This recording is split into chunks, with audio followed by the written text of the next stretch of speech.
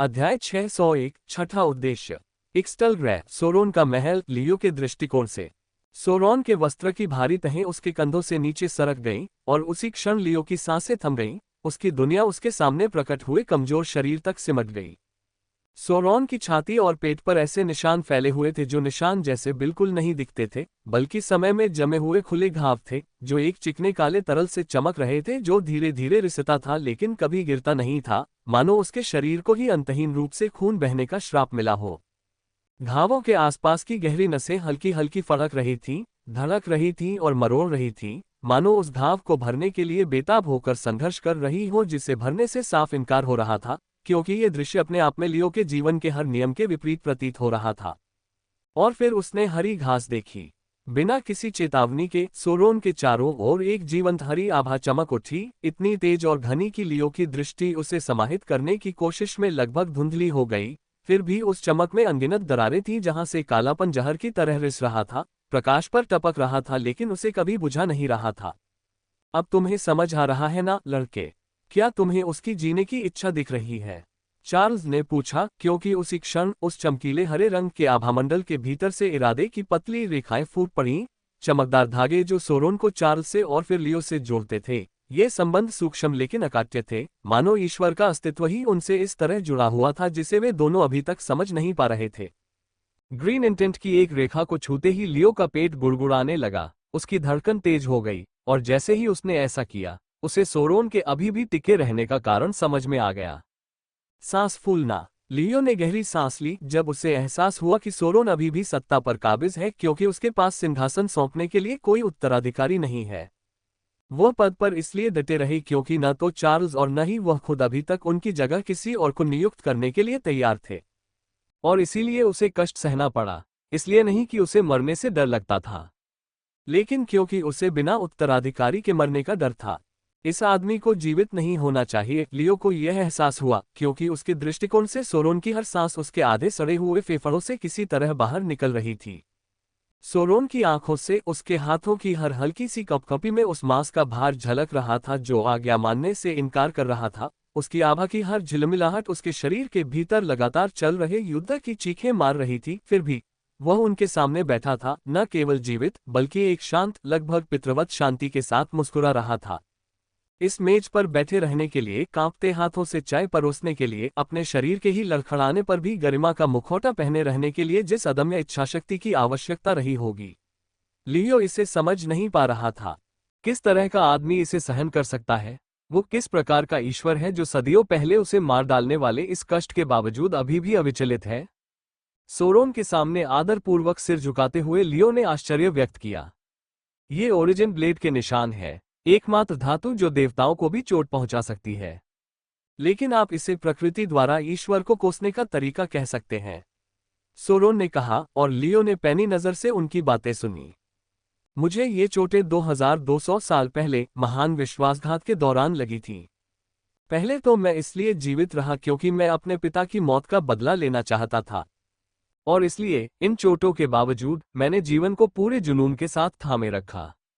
हालांकि अब मैं केवल इसलिए टिका हुआ हूं क्योंकि मेरी मृत्यु से इस पंथ का अंत हो जाएगा, और इसलिए मैं अपनी बची हुई ताकत उन दिनों के लिए बचाकर रखता हूं जब पंथ के अस्तित्व के लिए इसकी सबसे ज्यादा जरूरत होती है। उसने कबूल किया, और लियो को आखिरकार समझ आ गया कि सोरोन पंथ के रोजमर्रा के कामकाज की देखरेख के लिए कभी मौजूद क्यों नहीं रहता था। ऐसा नहीं था कि उसे परवाह नहीं थी, बात बस इतनी थी कि उनमें हर लड़ाई लड़ने की ताकत नहीं बची थी। तारांकन खांसी, तारांकन खांसी। उसने धीरे से खांसा, फिर अपने शरीर को दोबारा ढक लिया और वापस बैठकर अपने गले को आराम देने के लिए गर्म चाय की चुस्की ली। जीने की इच्छा शक्ति। मुझे उम्मीद है कि मैंने आपको वह दिखाया जिसके लिए आप आए थे, सोरोन ने कहा, और लियो ने झुककर गहरा सम्मान व्यक्त किया। आज सोरोन की उदारता से उसका हृदय वास्तव में भावुक हो गया था। किसी के सामने अपनी कमजोरी प्रकट करना महान ईश्वर के लिए निश्चित रूप से आसान नहीं रहा होगा, खासकर लियो जैसे कुख्यात लड़के के लिए। हालांकि उसने फिर भी ऐसा किया, और लियो इसके लिए आभारी था। प्रभु सोरोन, यदि आपको कोई आपत्ति न हो तो क्या मैं आपसे कुछ पूछ सकता हूं? लियो ने पूछा, जिस पर सोरोन ने एक बार फिर धीरे से मुस्कुराते हुए उसे आगे बोलने का इशारा किया। जिस ओरिजिन मेटल ब्लेड से तुम्हें चोट लगी, क्या वह कोई बहुत ही दुर्लभ चीज है? लियो ने सवाल किया, जिस पर सोरोन उसकी बातों पर हंस पड़ा। ओरिजिन मेटल ब्रह्मांड का सबसे दुर्लभ तत्व है। ब्रह्मांड की उत्पत्ति के दौरान इसकी उत्पत्ति बहुत कम मात्रा में हुई थी और तब से इसका पुनरुत्पादन कभी नहीं हुआ है। यह एक ऐसी धातु है जिसका निर्माण समय की उत्पत्ति के समय हुआ था और इसलिए यह एकमात्र ऐसी धातु है जो समय से परे प्राणियों को नुकसान पहुंचा सकती है। सोरोन ने उत्तर दिया और लियो की आंखें अविश्वास से चौड़ी हो गईं। तो सभी देवताओं में से किसके पास ये दुर्लभ धातु है? उसने आगे पूछा, क्योंकि लियो के प्रश्नों के क्रम से सोरोन की रुचि अब बढ़ गई थी। जितने भी देवताओं को मैं जानता हूं, उनमें से केवल मेरे भाई केलित के पास ही मूल धातु की महत्वपूर्ण मात्रा है, जिसने मेरे पिता के मूल ब्लेड चुरा लिए थे। मोल्थेराक, प्राचीन ड्रैगन जिसके दांत ओरिजिन मेटल से ढके हुए थे, और ज़ानारोक जो अपनी दो मूल धातु की सिल्लियों की रक्षा करते हुए शहीद हो गया। सोरोन ने कहा, और लियो को लगा जैसे उसका दिल कुछ धड़कने चूक गया हो। अब तक उसे इस बात का बिल्कुल भी अंदाजा नहीं था कि ओरिजिन मेटल इतना दुर्लभ है या इसका असली उपयोग देवताओं को मारने के लिए किया जाता है, क्योंकि अगर उसे पता होता तो वह ज़ानारोक से चुराई गई दो सिल्लियों में से एक को डुप्रवेल को कभी नहीं सौंपता। धत तेरे की, धत तेरे की, धत तेरे की। क्या डुप्रवेल ने यह नहीं कहा था कि उसने वह धातु का पिंड मॉरिस नाम के एक देवता को दे दिया था? लियो को याद आया, क्योंकि हाल ही में उनकी एक अनौपचारिक बातचीत के दौरान डुप्रवेल ने उसे बताया था कि लियो द्वारा उसे सौंपे जाने के बाद उसने उस धातु के साथ क्या किया था। उस समय लियो ने इस बारे में ज्यादा नहीं सोचा था, हालांकि अब जाकर उसे इसकी गंभीरता का एहसास हुआ। क्या हुआ बेटा, तुम अचानक इतने पीले क्यों दिख रहे हो? चार्ल्स ने पूछा। तभी लियो को सूखी खांसी आ गई। खांसी? ओह, तो मेरे पास कुछ अच्छी खबर है और कुछ बुरी खबर। आप पहले कौन सी सुनना चाहेंगे? उसने चार्ल्स और सोरोन के बीच घबराहट भरी निगाहें घुमाते हुए पूछा। अध्याय 602, प्रकाशित वाक्य। ओह, तो मेरे पास कुछ अच्छी खबर है और कुछ बुरी खबर। आप पहले कौन सी सुनना चाहेंगे? लियो ने सावधानी से पूछा, जबकि सोरोन और चार्ल्स ने एक साथ उम्मीद से अपनी भौहें ऊपर उठा ली। मुझे लगता है कि अच्छी खबर से शुरुआत करना बेहतर होगा, लियो ने मुश्किल से निगलते हुए असहजता से शब्द निकालते हुए कहा, क्योंकि शायद इससे बुरी खबर को पचाना थोड़ा आसान हो जाएगा। रहस्योद्घाटन करने से पहले उसने धीरे से सांस ली। मेरे पास ज़ानारोक से चुराई गई ओरिजिन मेटल की एक पटिया है। ये शब्द बिजली की कड़क की तरह गिरे जैसे ही सोरोन और चार्ल्स दोनों अपनी सीटों पर सीधे बैठ गए। लकड़ी पत्थर के फर्श पर जोर से रगड़ खा रही थी और उनकी आंखें अविश्वास से चौड़ी हो गईं। तुम्हारे पास क्या है? चार्ल्स दहाड़ते हुए बोला। उसका हाथ तेजी से बढ़ा और उसने लियो का कॉलर पकड़कर उसे कुर्सी से आधा ऊपर उठा लिया। उसकी आवाज सदमे से कांप रही थी। लियो ने नजरें मिलाने से बचते हुए दूसरी तरफ देखा और तनाव भरे स्वर में दोहराया, मेरे पास ओरिजिन मेटल का एक टुकड़ा है। सचमुच मेरे पास तो नहीं, लेकिन यहाँ पंथ में है और मैं इसे जब चाहे तब ला सकता हूँ। मेरा मतलब है, अगर आपको इसकी जरूरत हो, लॉर्ड सोरोन। चार्ल्स ने उसे धक्का देकर छोड़ दिया। अविश्वास से उसकी सांसें तेज चल रही थीं, जबकि सोरोन ने कांपते हुए हाथ से अपने पतले होते बालों को सहलाया। उसके होंठ एक कमजोर लेकिन कृतज्ञ मुस्कान में मुड़ गए, मानो वह इस पल को देने के लिए चुपचाप स्वर्ग का धन्यवाद कर रहा हो। तारांकन फोड़ना। सोरोन की आंखों में लियो अचानक सुनहरी आभा के एक आवरण में लिपट गया, जिसकी चमक इतनी तीव्र थी कि वह लगभग दिव्य प्रतीत हुई। Pub future ads. और उसी क्षण सोरोन को पूर्ण स्पष्टता से समझ आ गया कि चाहे वह ओरिजिन मेटल की शिला को स्वीकार करे और उसे गढ़ने के कष्ट को सहन करे, या फिर यह निर्णय ले कि उसका बूढ़ा शरीर इस तरह के साहसिक कार्य के लिए पर्याप्त मजबूत नहीं है और इसलिए इस अवसर को छोड़ दे, यही बात उसके जीवन के अंतिम कुछ वर्षों को निर्धारित करेगी। जब मैं समय स्थिर दुनिया में था, तब मैंने ज़ानारोक की कब्र से धातु ली थी। लियो ने जल्दी से स्वीकार किया, मानो उसे डर हो कि चार्ल्स उसे फिर से गला घोंट देगा। यह शायद मेरे जीवन का सबसे रोमांचक मिशन था, और अच्छी खबर यह है कि वहां दो शिलाखंड थे जिनमें से एक अभी भी मेरे पास है। उसके शब्द लड़खड़ा गए और उसकी आंखें घबराहट से उन दोनों के बीच घूमने लगी। लेकिन बुरी खबर यह है कि मैंने दूसरा डुप्रवेल को दे दिया, जिसने बदले में इसे किसी जटिल सौदे के तहत भगवान मॉरिस को सौंप दिया। ये स्वीकारोक्ति अच्छी खबर से कहीं अधिक भारी पड़ी, क्योंकि कमरे में सन्नाटा छा गया, मानो धुएं ने हवा को दम घोट दिया हो, जब तक कि चार्ल्स का धैर्य एक बार फिर टूट नहीं गया। तुमने मॉरिस को ओरिजिन मेटल का एक टुकड़ा दिया, वह गुस्से से भरी कर्कश आवाज में चिल्लाया और लियो को फिर से कॉलर से पकड़कर आगे घसीटने लगा, जिससे मेज उनके वजन से हिलने लगी। जैसा कि मैंने कहा, यह सीधे तौर पर मैंने नहीं किया। लियो ने जल्दी से विरोध करते हुए आत्मसमर्पण के भाव से अपने हाथ ऊपर उठा लिए। मैंने इसे किसी और को दिया, जिसने इसे किसी और को दे दिया, और उस समय मुझे इसके बारे में कुछ पता नहीं था। सोरोन ने अपना कमजोर हाथ उठाया और धीरे से चार्ल्स के कंधे पर रख दिया। उनकी शांत आवाज ने तनाव को चीरते हुए कहा, सब ठीक है चार्ल्स। लड़के को शायद इस बात का अंदाजा नहीं था कि वह कितना बड़ा बोझ उठा रहा है। चार्ल्स ने गुस्से से कराहते हुए लियो को फिर से छोड़ दिया। उसकी मुठियां कसकर भींच गईं और वह अपनी सीट पर वापस बैठ गया। उसकी छाती निराशा से भारी होकर ऊपर नीचे हो रही थी। तुम रहस्यों का भंडार हो लड़के, चार्ल्स ने कड़वे व्यंग्य के साथ बुदबुदाया। उसकी तीखी निगाहें लियो के चेहरे से हटने से इनकार कर रही थी। और हर दिन मैं तुम्हारे बारे में कुछ नया सीखता हूँ। लियो ने बदले में अपनी सबसे मासूम मुस्कान दी, जबकि सुनहरे इरादे के धागे अभी भी हवा में हल्के से झिलमिला रहे थे। फिर भी उसके होठों पर मौजूद मासूम भाव ने उन दोनों को धोखा नहीं दिया। खैर, जो भी हो, मुझे लगता है कि यह जश्न मनाने का मौका है। इससे कोई फर्क नहीं पड़ता कि दुश्मन के पास भी हमारे जैसी ही क्षमता है या नहीं, जब तक हमारे पास भी धातु का आधा हिस्सा मौजूद है।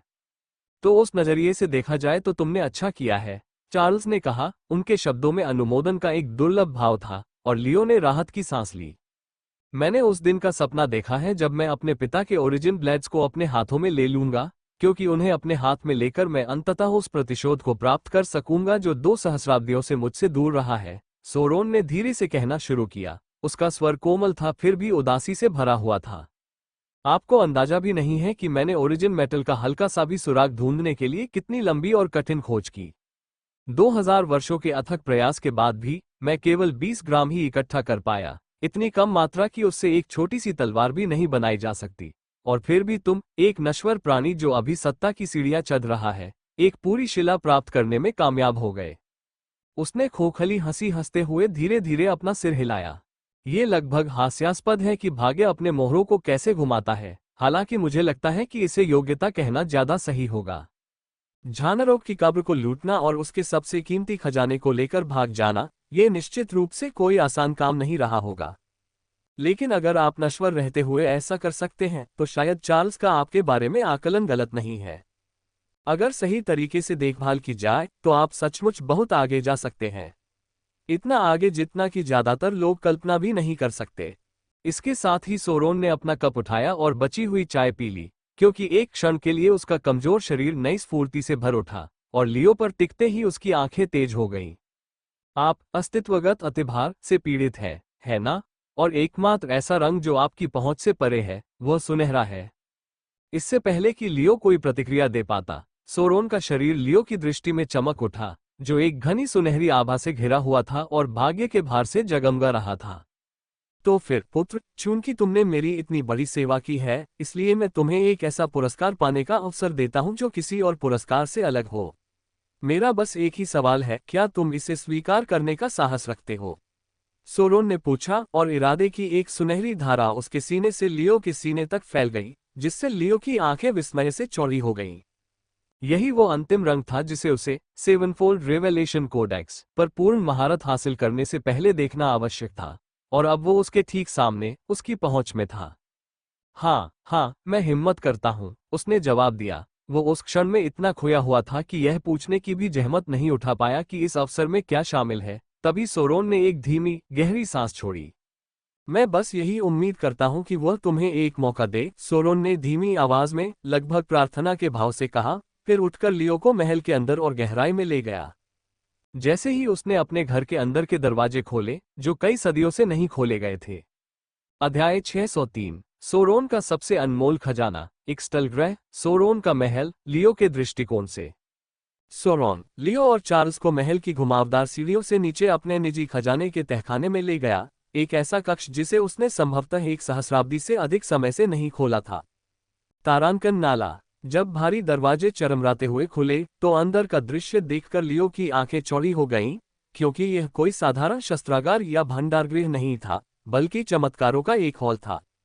चमकीले दिव्य खंजर के सेट पॉलिश किए हुए स्टैंड पर रखे थे, लंबे समय से लुप्त धातुओं से गढ़े गए अद्वितीय ब्लेड मंद प्रकाश में हल्की सी चमक बिखेर रहे थे। जादुई जूते पंक्तियों में लुढ़के हुए कौशल स्क्रॉल के बगल में पड़े थे, जो सुप्त शक्ति से स्पंदित हो रहे थे, जबकि अनगिनत अन्य अवशेष अलमारियों पर सावधानीपूर्वक व्यवस्थित थे। उनमें से प्रत्येक एक ऐसी उपस्थिति बिखेर रहा था जो उन्हें ब्रह्मांड में कहीं और न मिलने वाले खजाने के रूप में चिन्हित कर रही थी। फिर भी इन अमूल्य कलाकृतियों के बीच एक अलग तरह की वस्तुएं भी थीं, ऐसी वस्तुएं जिनमें कोई प्रत्यक्ष आभा नहीं थी, लेकिन वे व्यक्तिगत वस्तुएं थीं जिन्हें सोरोन सबसे अधिक संजोकर रखता था। कुछ कौशल संबंधी स्क्रॉल के बगल में एक शेल्फ पर सोरोन की अपने पिता और केलिथ के साथ क्रिस्टल में संरक्षित एक छोटी सी तस्वीर थी, जबकि ठीक उसके बगल में एक प्रशिक्षण डमी थी जिसे आधाकार दिया गया था, जो सदियों से लकड़ी के खराब होने के कारण सड़ गई थी, लेकिन फिर भी इस खजाने के कक्ष में इस तरह रखी गई थी मानो वह इस कमरे की अन्य वस्तुओं जितनी ही मूल्यवान हो। हालांकि इतनी प्रचुरता के बावजूद लियो की निगाह कमरे के सबसे दूर के कोने पर टिक गई, जहां चमचमाते अवशेषों से अलग एक ताबूत रखा था, जो इतना छोटा था कि अगर सोरोन ने उसके पास श्रद्धापूर्वक न पहुंचा होता तो उस पर किसी का ध्यान ही न जाता। महान ईश्वर के कमजोर हाथ कांप रहे थे जब उन्होंने नीचे झुककर बड़ी सावधानी से ढक्कन खोला और अंदर से एक छोटा सा डिब्बा निकाला जिसमें 2 कांच की शीशियां थीं, जिनमें से प्रत्येक उंगली से बड़ी नहीं थी और प्रत्येक में पारदर्शी तरल की एक बूंद थी जो कैद किए गए तारों के प्रकाश की तरह हल्की सी झिलमिला रही थी। सोरोन ने शीशियों को अपनी हथेलियों में इस तरह थाम रखा था मानो वे अस्तित्व में सबसे कीमती वस्तुएं हों। बोलते समय उसकी आवाज कांप रही थी। मेरे पिता ने ये खजाना मेरे और मेरे भाई के लिए बनाया था, ताकि अगर कभी उनकी अप्रत्याशित मृत्यु हो जाए तो ये हमारे काम आए, उसने फुसफुसाते हुए कहा, और उस सरल वाक्य में भी इतना भार था कि लियो का सीना कस गया। मुझे यह उनके देहांत के बाद मिला। उन्होंने हमारे लिए वसीयत छोड़ी थी। पत्र में उन्होंने लिखा था कि इन शीशियों के अंदर उन्हें आखिरी बार देखने का, उनसे स्वप्नलोक में बात करने का एक मौका है, अगर मुझे या केलिथ को कभी भी किसी तरह के अंत की आवश्यकता हो। उन्होंने कहा कि अगर हम सचमुच उनके बेटे होते तो हम इसे कभी नहीं लेते और हम जीवन में अपना रास्ता खुद खोज लेते। लेकिन अगर हम में से कोई कभी बहुत अकेला, बहुत खोया हुआ या निराशा से बहुत ग्रस्त महसूस करे तो हम इस शीशी से पी सकते हैं और वह हमें 20 मिनट के लिए अपनी उपस्थिति प्रदान करेगा। अनकही तड़प से उसका गला भर आया और शीशियों पर सोरोन की पकड़ और कस गई। मैंने अपना वह अंश उस दिन के लिए बचा कर रखा है जब मैं अपनी अंतिम सांस लूंगी, इस बात के प्रमाण के रूप में कि मैंने उनकी इच्छा के अनुसार सहन किया और मैंने उन्हें पुकारे बिना अपने रास्ते पर चली। क्योंकि यद्यपि पिछले 2000 वर्षों से मेरी इसे प्रतिदिन पीने की इच्छा रही है, फिर भी मैंने इसे सहन किया है, जैसा कि मुझे यकीन है कि वह भी मुझसे यही चाहता होगा। लेकिन मुझे लगता है कि केलिथ अपने विश्वासघात के बाद अब इस उपहार के योग्य नहीं है, इसलिए मैं इसे आपके हाथों में सौंपता हूं। आप उनका हिस्सा पी सकते हैं और मेरे पिता से मिल सकते हैं, वह अद्वितीय योद्धा जिसे लोग कालजयी हत्यारा कहते थे। लियो और चार्ल्स दोनों आगे की ओर झुक गए, उनकी आंखें चौड़ी हो गईं। जो कुछ अभी अभी उन्हें पेश किया गया था उसका भार उन पर किसी दूसरी दुनिया के गुरुत्वाकर्षण की तरह पड़ रहा था। मुझे नहीं पता कि वह तुम्हें स्वीकार करेगा या नहीं, सोरोन ने कमजोर लेकिन दृढ़ स्वर में स्वीकार किया। यह अनमोल तोहफा तुम्हारे लिए नहीं था, इसलिए शायद कुछ न हो, लेकिन अगर वह तुम्हें पहचान ले, अगर वह तुमसे बात करने का फैसला करे, तो मैं तुमसे वादा करता हूं कि वे 20 मिनट तुम्हारी जिंदगी हमेशा के लिए बदल देंगे। इसके बाद जो सन्नाटा छाया रहा वह गहरा था, जिसे केवल कांच की शीशियों की हल्की सी खनक से तोड़ा गया। जब सोरोन ने उनमें से एक को वापस ताबूत के अंदर रखा और दूसरी खोली, जिसे उसने लियो को पीने के लिए दिया। बेटे, तुम्हें शुभकामनाएं, और अगर वो मेरे बारे में पूछे तो बस इतना कहना कि मैं नहीं, मेरे बारे में उसे कुछ मत बताना, बस इतना कहना कि मैं उसे अपनी जीवन कहानी खुद एक दिन सुनाऊंगा। सोरोन ने कहा, मानो वह अपनी इच्छाओं के आगे झुकने से ठीक पहले खुद को संभाल रहा हो। कांपते हाथों से लियो ने खुली शीशी को पकड़ा और फिर एक ही घूंट में सारा तरल पी गया। तारांकन घटक।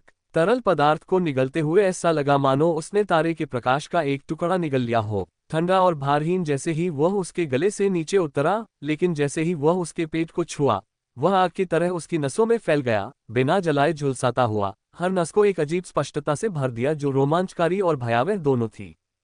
उसकी छाती ऐसे जकड़ गई मानो उसका दिल अदृश्य जंजीरों से जकड़ा हुआ हो, जबकि उसकी दृष्टि किनारों से धुंधली होने लगी। गहरे धब्बे अंदर की ओर रेंगने लगे मानो रात ही उसकी आंखों पर छा रही हो। उसके चारों ओर का कक्ष धीरे धीरे घुलने लगा, पत्थर की दीवारें पिघले हुए मोम की तरह खींचती गईं और फिर शून्य में विलीन हो गईं।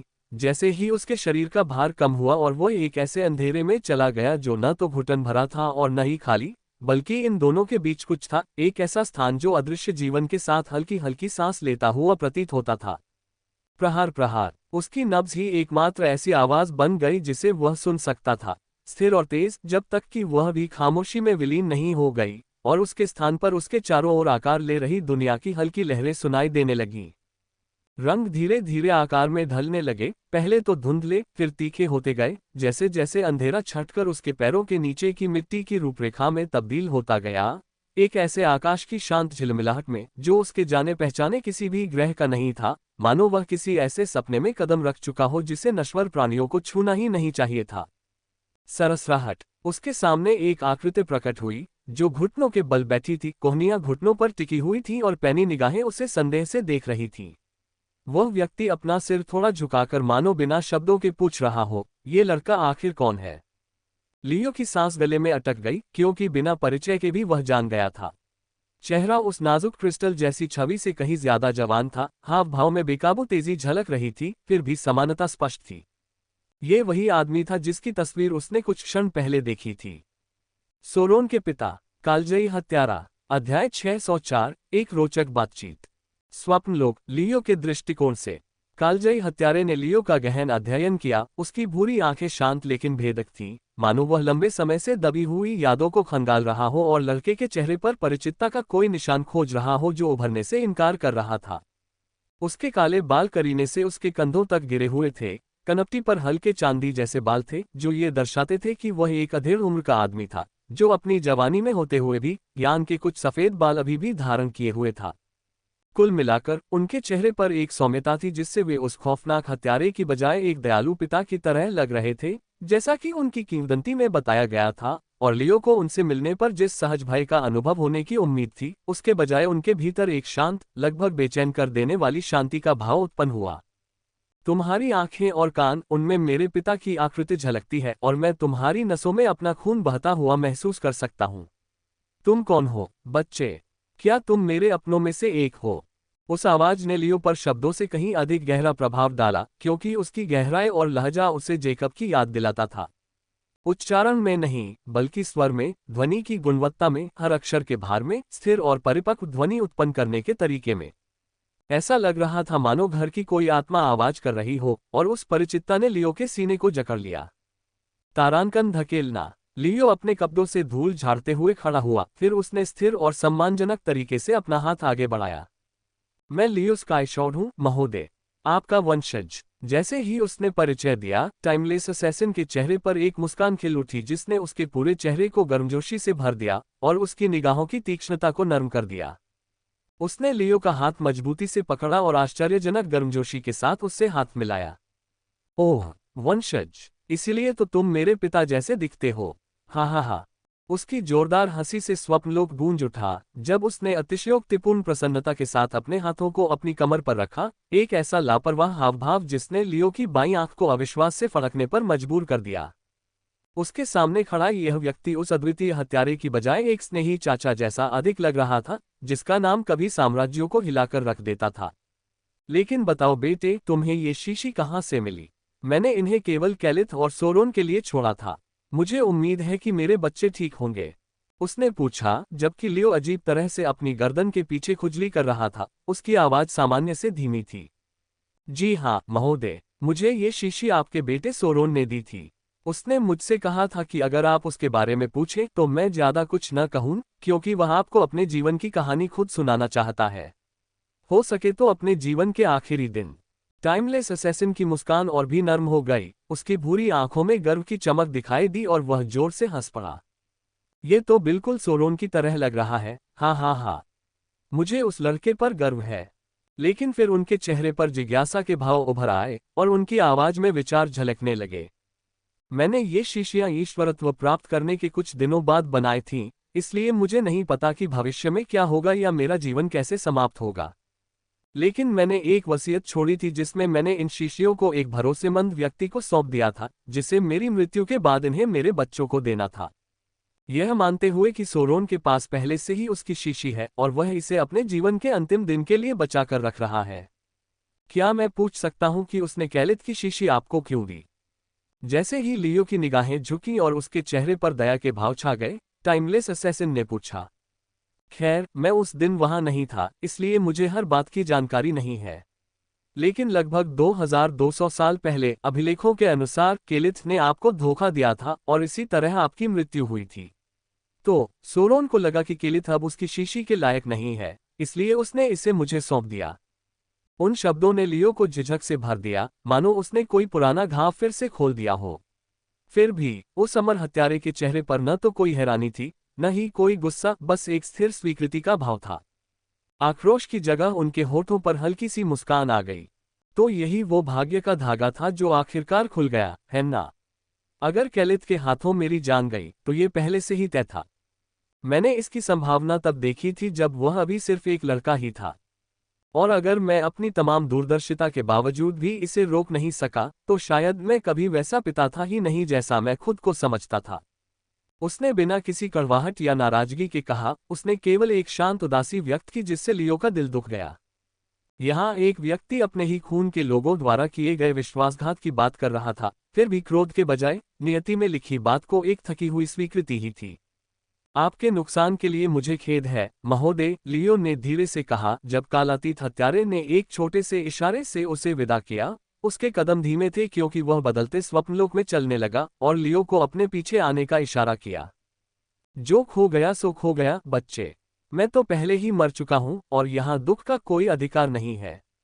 आओ मेरे साथ चलो। मुझे बताओ कि पंथ का क्या हाल है, दूसरे देवता कैसा व्यवहार करते हैं और क्या मनुष्य शांति से रहते हैं या दुख भोगते रहते हैं।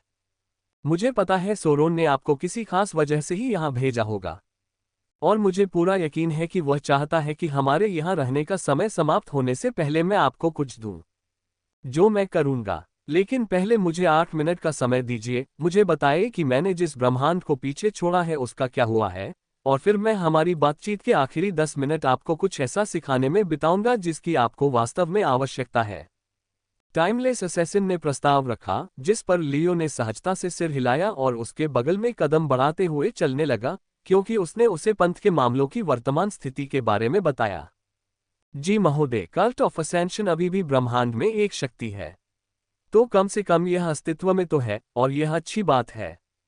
आपका बेटा सोरोन अब एक शक्तिशाली भगवान है और वह इसका नेतृत्व करता है। लेकिन इसके अलावा कहने के लिए कुछ भी अच्छा नहीं है।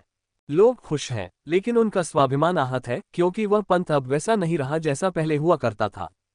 किंवदंतियों के अनुसार आपके जीवन के अंत में आप इंद्रधनुषी धारा के लगभग 85% हिस्से को नियंत्रित करते थे, जबकि वर्तमान पंथ के पास उस भूमि का केवल 5% हिस्सा है, जो कि मुट्ठी भर ग्रहों के बराबर है। बचे हुए पंथ के सदस्य बेहद वफादार हैं, लेकिन वे खोए हुए गौरव और क्षेत्र को फिर से हासिल करने के लिए तरसते हैं, और यही वो चीज है जिसके प्रति वे जुनूनी है। लेकिन प्रगति धीमी है और जिन्होंने आपको धोखा दिया है वे इतने शक्तिशाली हैं कि उन्हें पलटवार करना मुश्किल है। यह एक गड़बड़ स्थिति है महोदय, लेकिन सोरोन अपनी पूरी कोशिश कर रहे हैं, और यद्यपि खोई हुई प्रतिष्ठा को पुनः प्राप्त करने की प्रगति धीमी है, मुझे लगता है कि सबसे बुरा दौर बीत चुका है और पंथ एक बार फिर से उभर रहा है।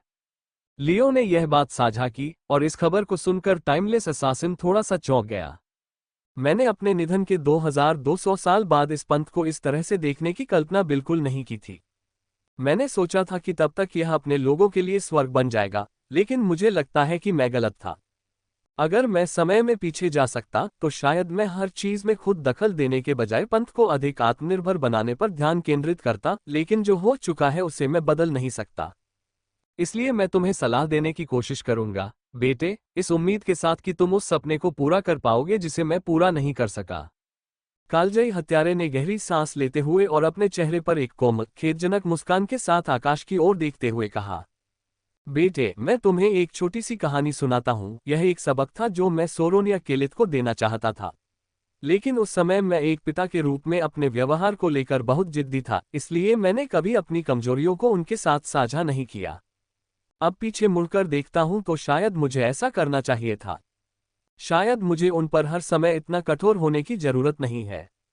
लेकिन मुझे लगता है कि मुझे अपनी खराब परवरिश का कर्मफल मिल गया है, तो अब मैं इसकी भरपाई करने की कोशिश करूंगी। उन्होंने लियो के कंधे पर धीरे से हाथ रखते हुए और एक गहरी आह भरते हुए कहा।